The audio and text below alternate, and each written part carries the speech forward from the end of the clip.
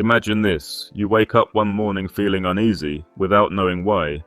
One message tightens your chest. One cold look ruins your whole day. You try to stay calm, but inside your head 1,000 thoughts collide like waves in a storm. We've all been there, reacting too quickly, saying things we shouldn't, doing things we regret later. I once worked with a woman named Laura, a talented designer whose life was ruled by small bursts of anger and anxiety. She told me that one negative comment from her boss could keep her awake all night. A small argument with her husband could make her cry all morning. Then one day she discovered Stoic philosophy, not as a religion, but as a way of life. Slowly she realized that it's not the world that hurts us, it's our reaction to the world. To me, Stoicism isn't about ancient rigid teachings, it's the science of peace, the art of staying grounded in a noisy world that's constantly trying to pull you off balance. It teaches one simple truth: you can't control everything that happens, but you can always control how you respond. And in that space, between reaction and response, lies your freedom.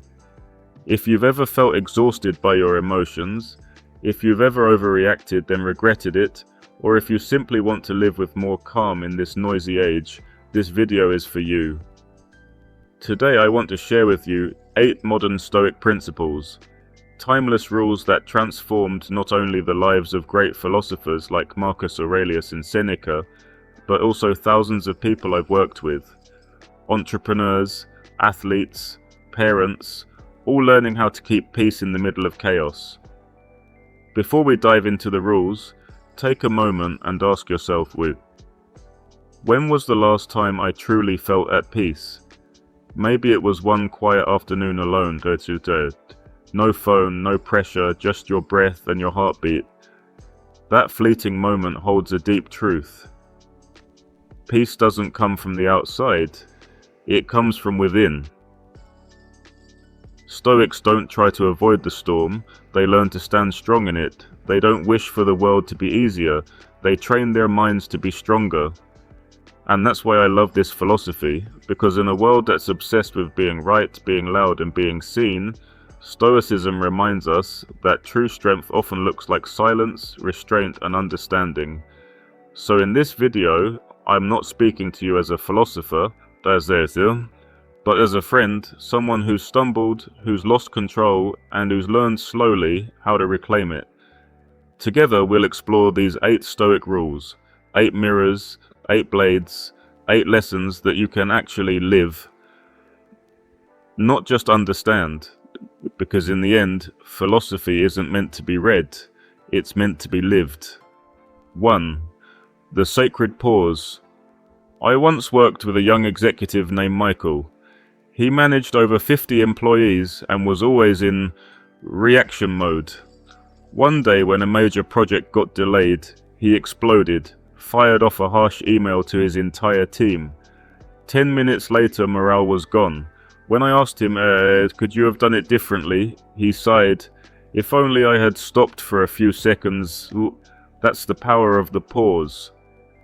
Stoics called it the first shield against emotional chaos. Seneca said, the best cure for anger is delay. Just 3 deep breaths, that's all it takes. One to see clearly, one to understand, one to choose your response. That small pause can save a day, a friendship, even a lifetime. The pause isn't retreat, it's preparation. Every time you pause, you remind the world, I choose how I respond. 2. The mirror of truth. I once asked a student, why do you get so angry when someone calls you a failure? He paused and said, because maybe a part of me believes it's true. Every reaction is a mirror, reflecting what's happening inside you. Epictetus said, it's not the insult that hurts you, but your opinion about it. If someone insults you and you stay calm, it means you know your worth. But if it burns, maybe there's a wound inside that still needs healing. Anger shows your ego is too loud. Fear whispers that your self-trust is too small. sadness reveals something you value is unprotected. The Stoic doesn't suppress emotion, he studies it. Each reaction is a message, not a mistake. The world stops being your enemy and becomes your teacher. 3. The fortress of inner peace. A businessman once told me, "I've spent my life chasing money to find peace. Now that I have it, I still can't sleep." I smiled and said, "Because peace doesn't live in your bank account. It lives in your ability to stay unmoved when the world shakes." Marcus Aurelius wrote, "People look for retreats in the mountains, by the sea, but you can retreat any time into your own mind." Your inner fortress is built from 3 stones. Discipline of thought. Don't feed your mind with gossip and outrage. Feed it with wisdom and gratitude. Mastery of desire. The less you need, the less anyone can take from you. Courage in adversity. Peace isn't the absence of fear, it's the strength to act despite fear. When your mind stands firm, no one can break you. Like a strong castle in a storm, the wind may roar outside, but inside, your fire still burns. 4. Emotional Aikido. One morning I saw a father yell at his son for spilling coffee. The boy froze in fear.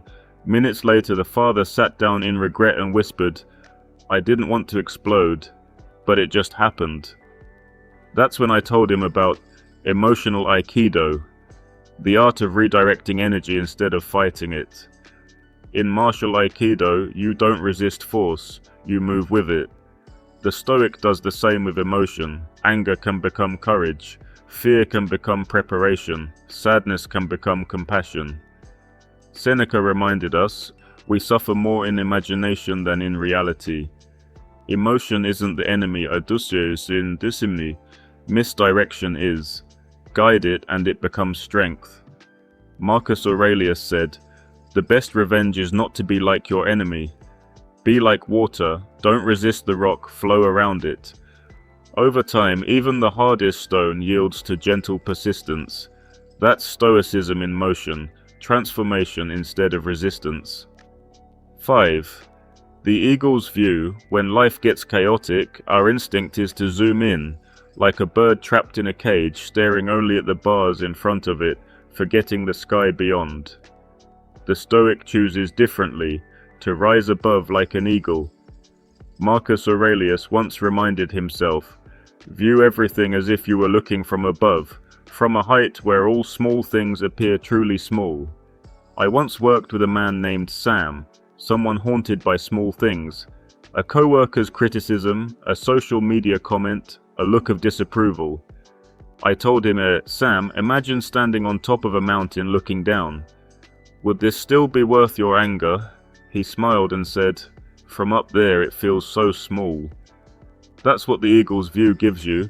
When you change your perspective, everything changes size.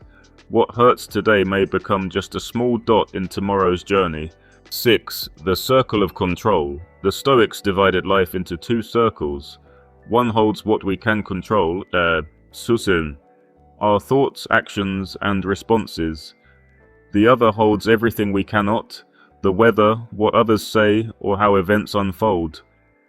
Epictetus put it clearly, some things are up to us and some are not. Knowing the difference is the foundation of freedom. I once met a father in one of my workshops who asked me, "How can I not worry when my son goes out at night?" I said, "You can't control where he goes, but you can control the love, the trust, and the wisdom you've planted in him." Almost all anxiety comes from trying to control what's outside your circle. So whenever you feel uneasy, ask yourself, is this within my control? If the answer is no, let it go. If it's yes, give it everything you've got. Stoics aren't detached. They simply invest their energy wisely in places where the mind can truly make a difference. 7. Memento mori. The death as a teacher. Among all Stoic principles, none is more powerful than memento mori. Remember that you too will die. It sounds somber, but in truth it's a wake-up call. Death isn't the darkness, it's the light that shows the value of life. When you truly face the limits of time, you start living differently. You stop arguing over small things. You cherish the people you love. You stop postponing what really matters. I once met a man with a terminal illness who told me only when I knew I was dying did I truly begin to live. He no longer feared, no longer blamed. He just wanted every breath to mean something. The Stoics saw death as an hourglass, not to fear, but to remind us that the sand is falling.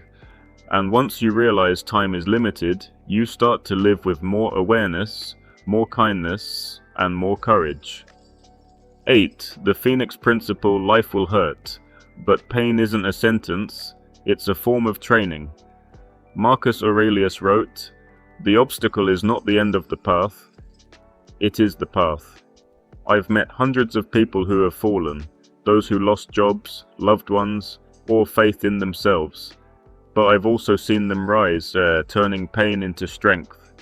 Like the phoenix, we must burn before we rise. Every crack, every break is a place where the light can enter. The Stoic doesn't run from pain.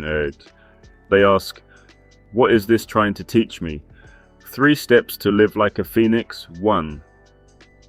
Accept reality. Don't waste your strength wishing it were different. 2. Find meaning in adversity. Ask, what can I learn from this? 3. Rebuild yourself. Don't return to who you were. Become someone stronger, wiser, freer. Seneca said, fire tests gold, adversity tests men. The more you are tested, the more you understand your strength. And when you overcome, you realize it's not you that burned away, but the parts of you that were weak. Take a deep breath and think about today. How many times did you get caught up in the small stuff?